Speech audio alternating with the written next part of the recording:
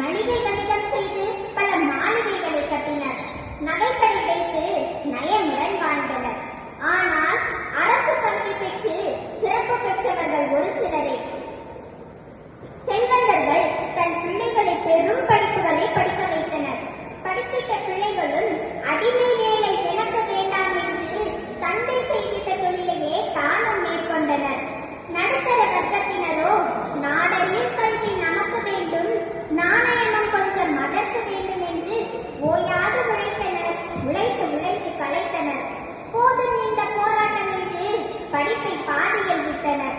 இந்த நேரத்தில் ஆபத் பார்த்தவனாய் ஆளுமை கொண்டது பிஎன் நகரத்தார் அறக்கட்டளை.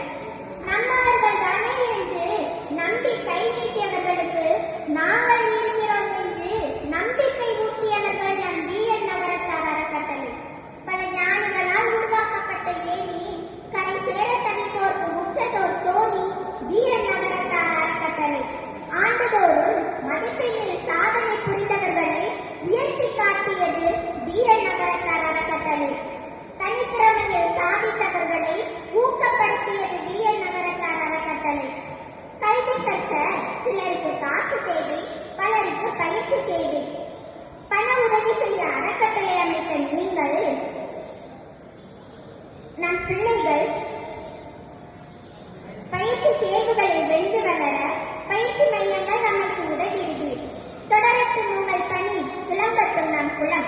நாடறிந்த குலங்களிலே நம்மவர் போல் இனி யாரும் இல்லை. எதிர்கால சந்ததிகள் என்றும் உந்தன் பெயர் சொல்லும். எழுத்து அறிவித்தவன் இறைவனாகும். இது பழமொழி. அந்த எழுத்தை